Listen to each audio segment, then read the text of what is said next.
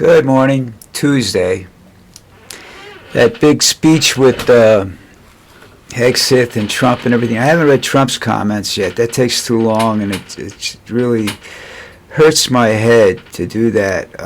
But basically what he said, Hegseth said, was that he wants to do away with diversity. And if I am to understand that right, that's women in the military, gays in the military, and quite possibly blacks in the military. He wants basically a pure white army. Now, this man isn't bright enough to think of that himself, so we know where that came from. But he's going to cause a lot of dissension, and depends on how much other countries want to get involved with us in our military, because it's putting us in a position where if I was a foreign commander, I would look for someplace far away from the United States, especially with all the commanders in the United States, and hit it. You know, maybe with just a small drone attack or something like that, or maybe a slight infiltration to a small island someplace, you know. I would do it. Just to prove to the United States that they're stupid, you know, and that Hegseth is basically, his actions were basically treasonous. So, we'll wait and see what goes on with that, but you know, I think it's something like 1.5 or something like % of the military is women, and all he wants to see is strong white men. You know, first of all, he can't pass a military physical fitness test, so you know he's not a good example of what the military, what he's trying to talk about. You know, he can't match that. You know. And I don't know what's going to happen there. But I agree with the Petro down here, the president of Colombia, that the U.S. military should not follow Trump's orders, because if they're considered unlawful or immoral, I don't think they have to. I'm not sure about that, but it was that way. At the end of towards the end of the Vietnam War, I think. Oh, wait, see. That'll be an interesting story. I don't know whether I mentioned this yesterday, but he's doing 100% tariffs on foreign-produced films. That's means if it costs you $10 to go to the movies, if the film costs $10, now it's going to cost $20. He's just stupid. You know, he'll get a lot of support from that, from the American people, from the American film industry, but they still make a lot of movies overseas and stuff like that, and some of the best movies have been foreign produced. So just more stupidity from the fat orange-haired one, you know. I don't know, you know, he's kind of pissing everybody off now, and nobody likes him, and he gets mad about everything, you know, and he's like a 5-year-old, you know, throwing tantrums all over the place because he can't get his own way. And I think that's how you beat him. You just stop him, and he'll go nuts on his own. You won't have to deal with it, you know. Okay, I'm having a situation down here with my internet. Some of my websites are coming up with bad gateways, and I don't know what that is, to be honest with you. But it's mostly Rolling Stone and Mastodon. Rolling Stones is the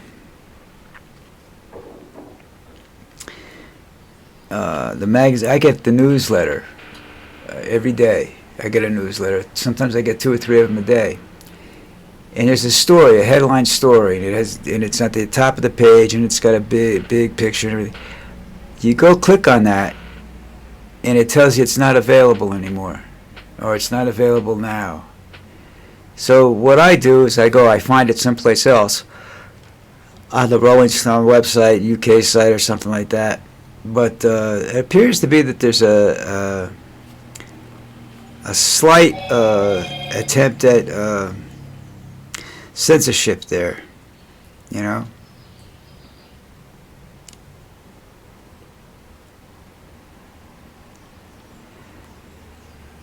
Oh, here's one I think was really funny. Trump says, mentioned this morning someplace, I don't know, it was on CNN, I don't know who he was talking to at the time or where the story exactly came from, that he wants to bring back insane asylums. I didn't know they went anywhere, but that's because I don't pay attention, I guess. But if he does that, I got the first two candidates, you know, Hegseth and Trump. They should, you know, they should be the first ones in there. It's like when he was talking about reopening Alcatraz. I said, yeah, they should reopen it, get it ready, and he should be one of the first people in there. Because I believe Alcatraz is a federal prison. Now, I don't understand everything, because I thought they sold that Alcatraz back to the Indians. I thought they gave it back to the tribe, but I don't know. But you know, that's a huge mistake to say something like that, you know. Oh, now you know the other big story from yesterday was that Bad Bunny, who's a Puerto Rican, I guess, pop star. I don't know whether he's a rock star or not. I don't know. I actually don't know if I've ever heard anything he's done. Probably not. But anyhow, I got nothing against the guy. He's a critic of Trump and Trump's immigration policies, but now he's going to do the Super Bowl halftime show. Now, based upon what I know about Donald Trump, and the fact that he's going to have on the largest communication stage in the world, he's going to have Bad Bunny, who's already said none of his songs will be in English. It'll all be in Spanish. I can see Trump pulling some shit to keep him off the air. Having the news stations and whatnot in the United States preempt it with a speech by him or something like that, you know. It'll drive people crazy, and it'll make people go lunatic, and you'll see TVs getting thrown out of windows and stuff like that. Because, you know, I know a lot of people that watch the Super Bowl for the halftime show. I watch it for the ads and sometimes the halftime show, you know. I mean, they criticize the shows I like because I like classic rock shows and they don't, you know. So that's because it's a youth thing, you know. There's a difference in ages. I like music that I could understand, not music that's up there with motherfucker this and motherfucker that, you know what I'm saying? So I really don't enjoy rap artists or pop artists, if that's what they call themselves now, for the most part. You know, some of it, the wording is good. It's basically what was going on, and prior to the hippie generation, what they call the beat generation, especially in Greenwich Village, in the coffee houses, where they had a guy come up there and read poetry to a drum beat or something like that, you know, poetry that he made up, and that was, you know, so I didn't have a lot of problems with the rap stuff in the beginning, you know. But then they do it with these spectacular shows. It's like, that's what, you know, Beyonce sells entertainment. She doesn't sell music. The Rolling Stones have stopped, well, they still sell music, but it's, you know, the show that they have to put on to get people to come to see it. That's why people go to see it. It's a spectacular show usually, you know. And you got an 80-year-old, now you got an 80-year-old guy dancing all over the stage, so you know that's something for them to see there. But you know, in the long run, music's just not the same. With my opinion is it has to, especially nowadays. I would love to see somebody like Bob Dylan, somebody that has something to say. And I mean, Joan Baez is 80 years old too, you know. Although she did have, what the hell? I forget names now like crazy. They're really getting bad. Taylor Swift, on the last duet she did was all about, you know, it was basically a protest music, you know. Protest music can have a big effect on what's going on today, but because if you want to talk to the young people on this planet, first of all, doing it with music is one way of doing it, but social media is the other way of doing it, because these people have their nose in social media all the time.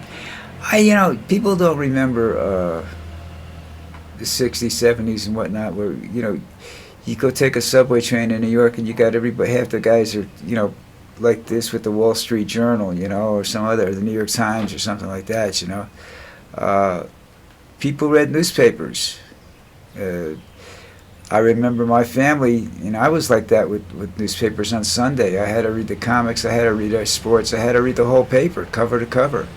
I took, at that time, the Star Ledger and the Morristown paper, the Daily Record, the state and the local paper. But I had friends of mine that, you know, the New York Times, you had to read the New York Times on Sunday. That sucker weighed 20 pounds. You know, it was an expensive newspaper on Sundays, and it was about that thick. And it was a lot of advertising in it and whatnot, you know, but that was Sunday, you know. If the paper wasn't delivered in your area, you had to get up, go out and buy it before breakfast. And I lost a couple of girlfriends over that, you know, getting up and going out to buy the newspaper, you know. They wanted something else, but, you know, what are you going to do? You know, I have a tradition to uphold, so that was me, you know. All right. Now, what I'm noticing in the trend in the news now is that it's like a distraction. Each station tries to put up something that, you know, and the articles on YouTube are ridiculous. And I'm on YouTube, and I'm saying I'm probably ridiculous too, but they have these news articles that and the slant that they give them just doesn't cover what the issues really are. You know, people are staying away from issues now. It used to be, even 60 Minutes, from what I understand. I haven't seen 60 Minutes in 18 years, 19 years since I've been down in Columbia. But that's a big thing, you know. That used to be issue-orientated, and it's not anymore. The news isn't issue-orientated now. It's personality-orientated. It's you got this, you know, you have Donald Trump, who doesn't know what the truth is, that goes around and says some of the dumbest things on the planet, and that's news. And you find out, I talk to people that they no longer watch the news. You know, I know a lot of people down here that when I first got here 18 years ago, we had, when we first could get CNN down here, everybody would watch CNN. Not just the Americans, but the local people, you know, because there's a Spanish version that was the first one I got. And people just don't watch it anymore because the news doesn't make sense to them, you know. They don't believe it anymore. I mean, we had people that were real reporters. I mean, you had CBS had Walter Cronkite. And there was a man that was basically, his reporting was basically responsible for helping end the war in Vietnam. And he was there, and he talked to these guys that were in the trenches over there. You don't see that anymore. You see some chick with with big tits and dressed like she's going out to a cocktail party, having a conversation with someone. That's the news down here about issues that, everybody's standing in the rain and she's inside the doorway, not getting wet, and everybody else has got their umbrellas up just to talk to her. That was a news story this morning down here, and I